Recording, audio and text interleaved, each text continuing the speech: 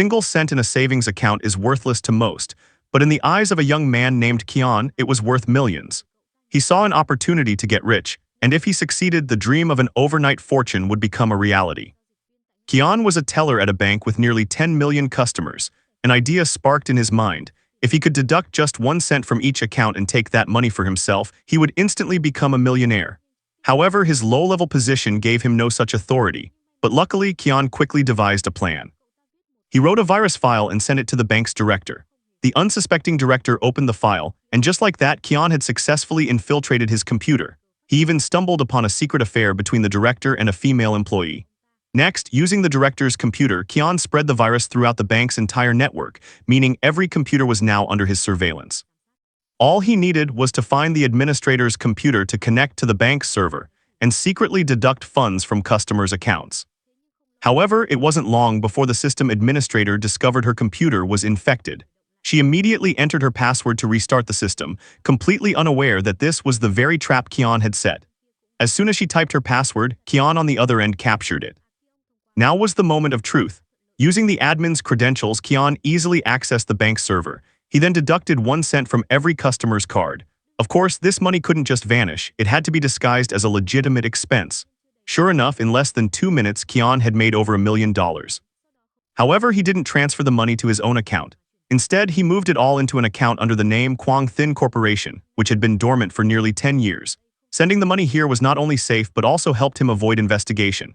After a series of keystrokes, Kian successfully completed the transfer. He was ecstatic, but his celebration was cut short by a sudden knock at the door.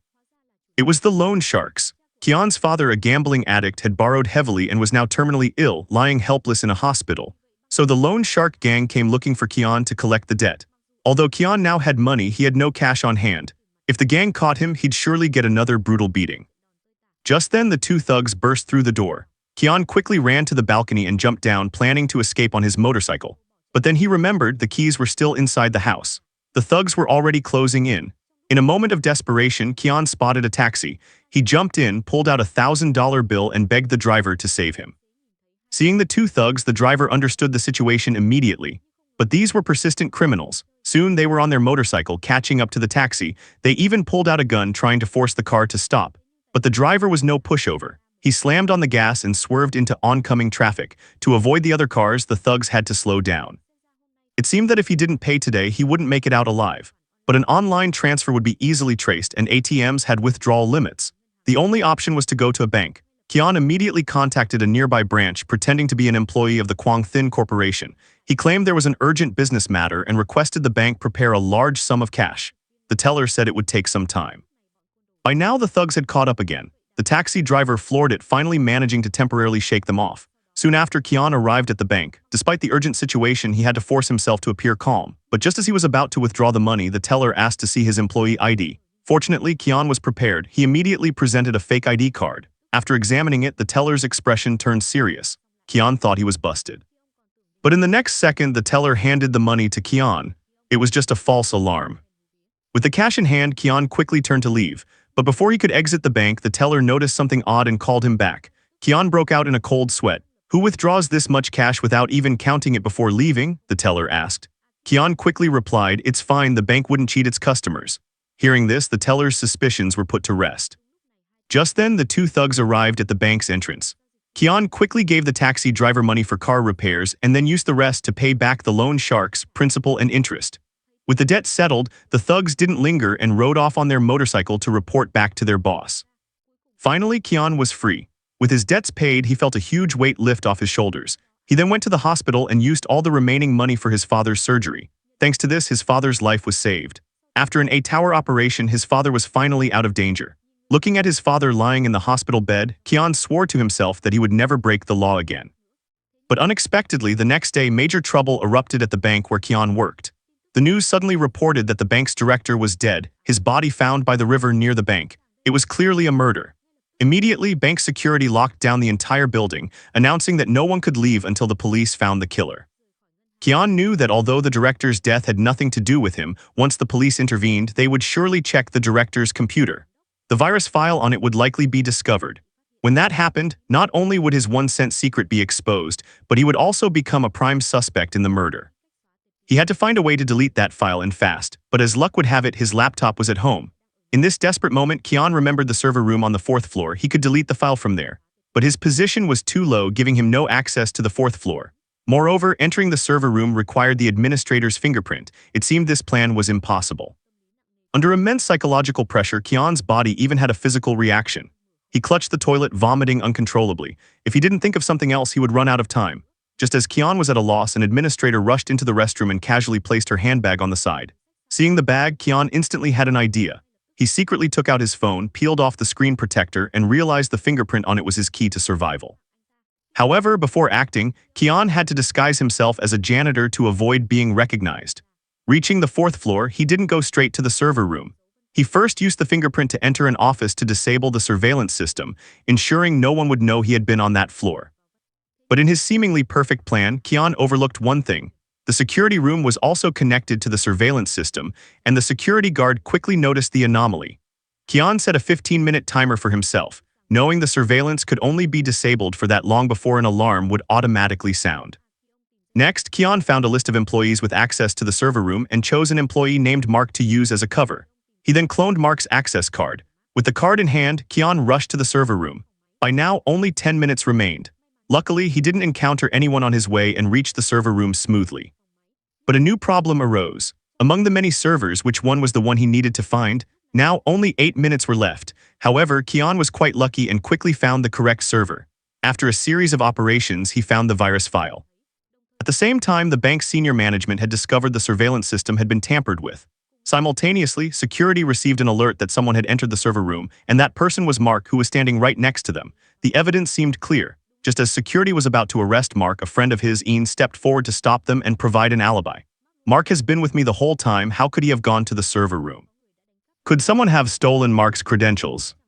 Security immediately went to the server room to investigate.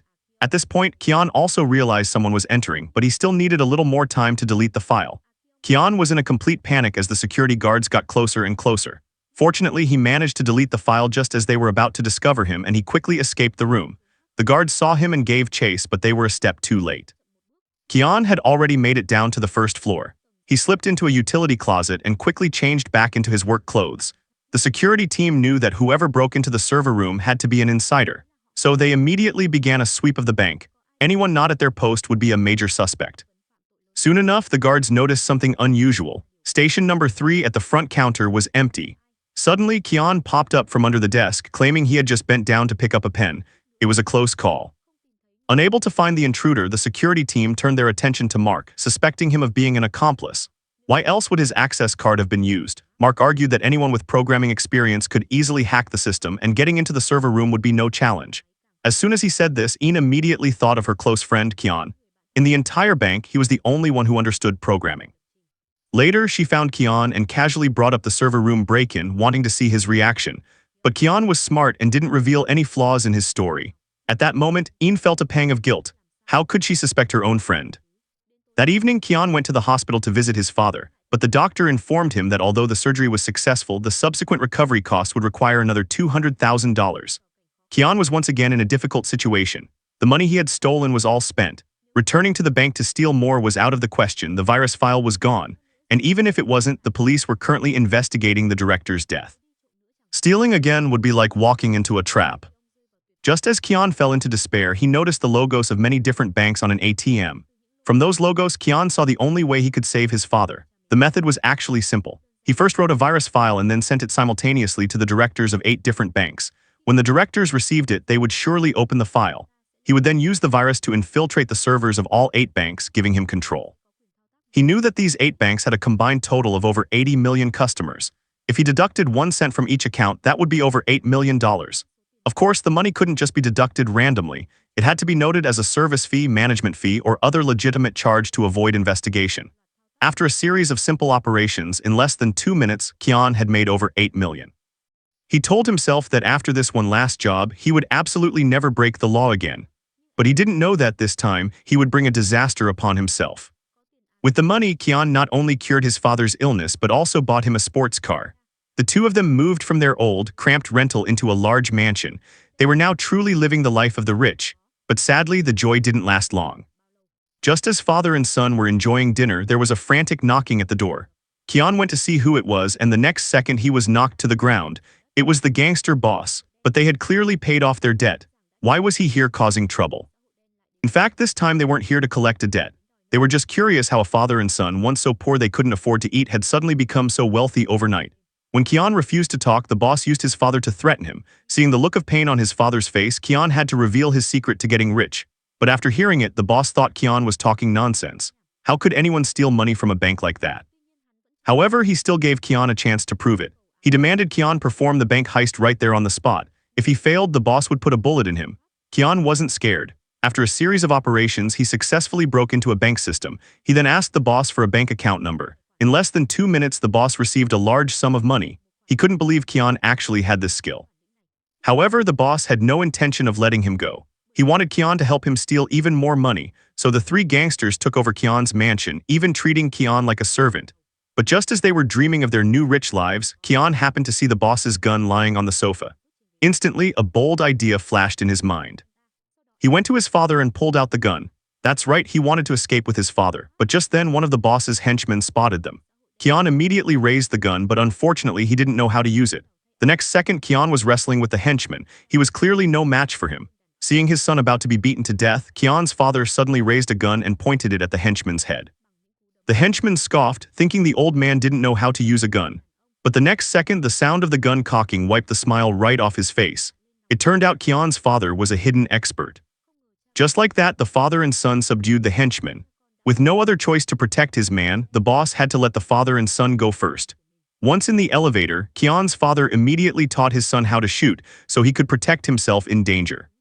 Soon they escaped to the underground parking garage. Suddenly, a gunshot rang out from behind them. The boss had caught up.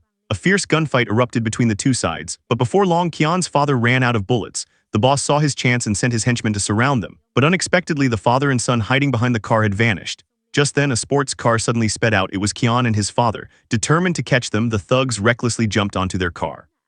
In a critical moment, Kian's father executed a spectacular drift, sending a thug flying and then sped off into the distance.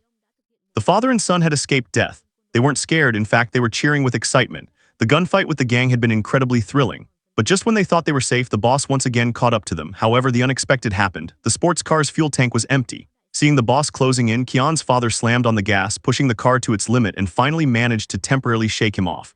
They then drove into an alley and quickly got out to run. But they hadn't run far when Kian's father felt unwell. At that moment, the boss and his men caught up. His father was knocked unconscious by a thug on the spot. Kian wanted to go back and save him, but the other side had guns. He had no choice but to flee first. The boss ordered his men to catch Kian at all costs. Luckily, Kian managed to slip into an alley and escape death. But now his father was in the hands of the boss. He had to find a way to save him, or his father would be tortured to death. Kian went to find Sister Kim, the sworn enemy of the gangster boss. It was known that Sister Kim was a ruthless woman. She had money, power, and killed without blinking.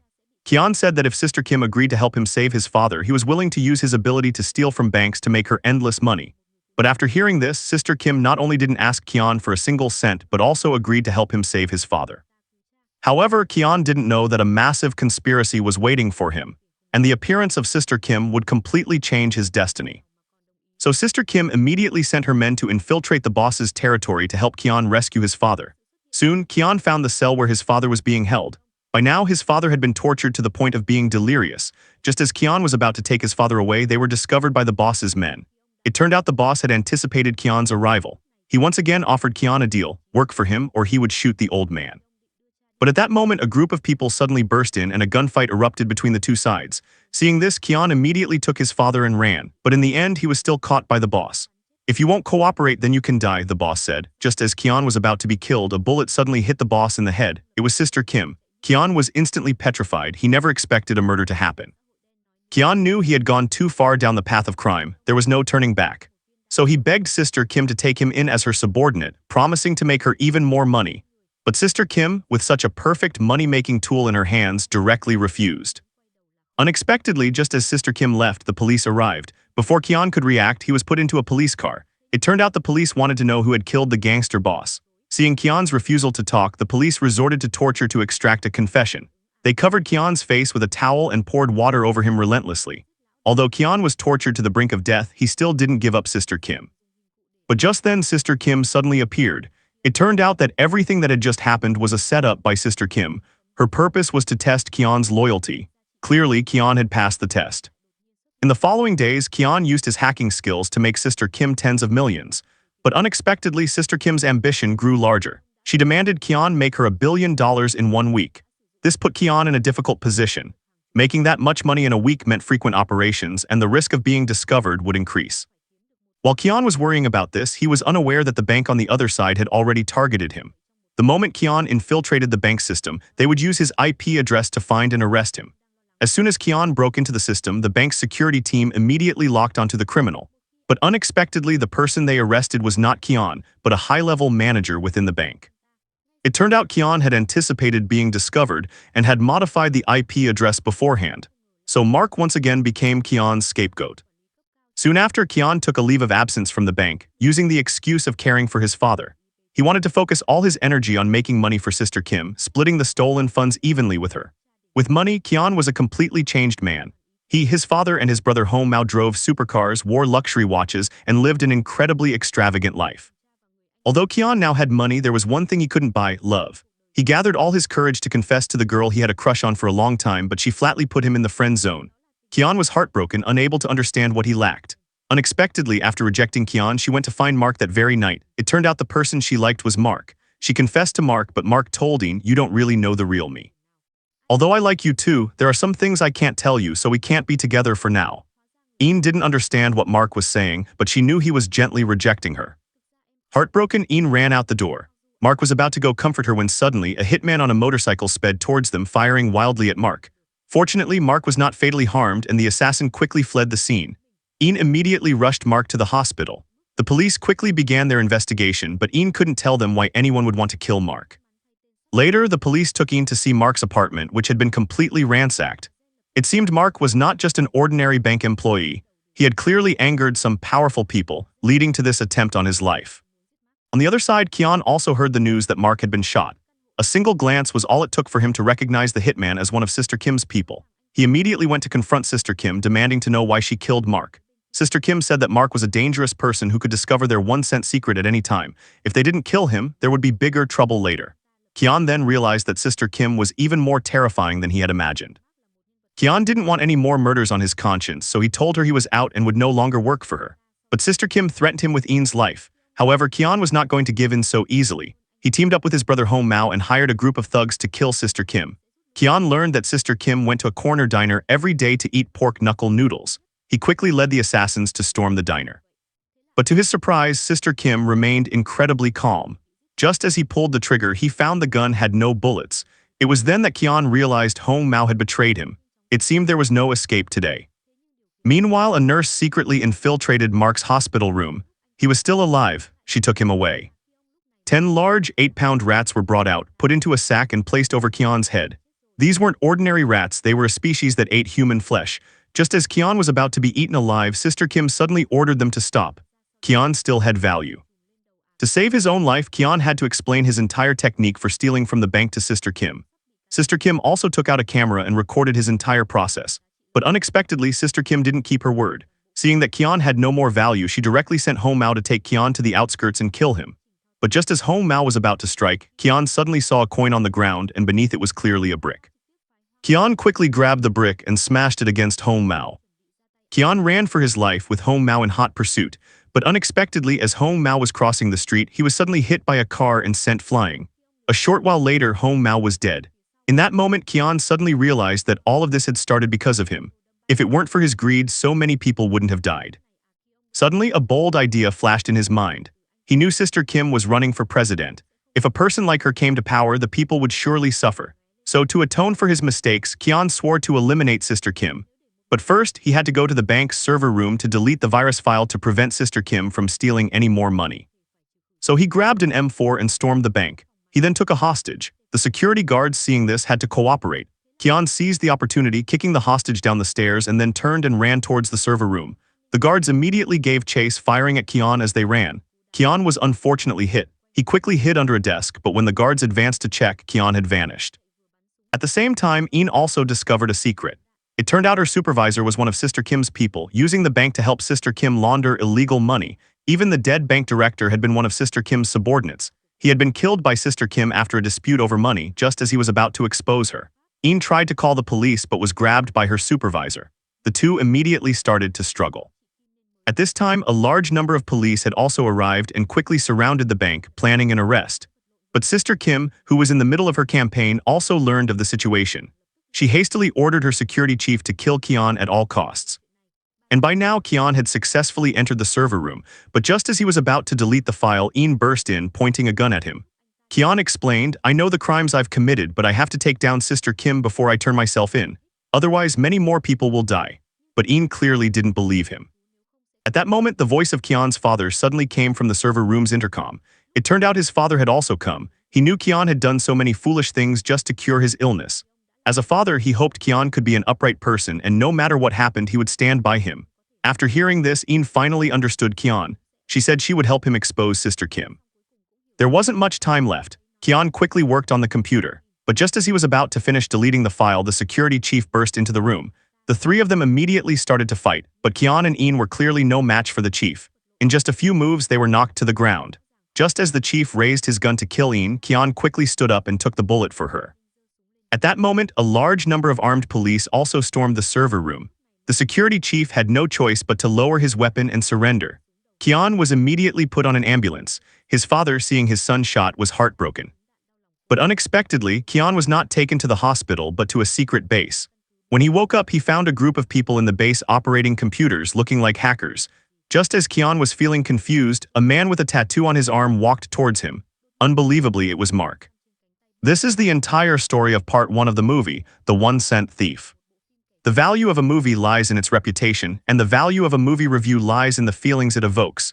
Today's story ends here. Thank you for watching. What did you think of this movie? Let us know in the comments below.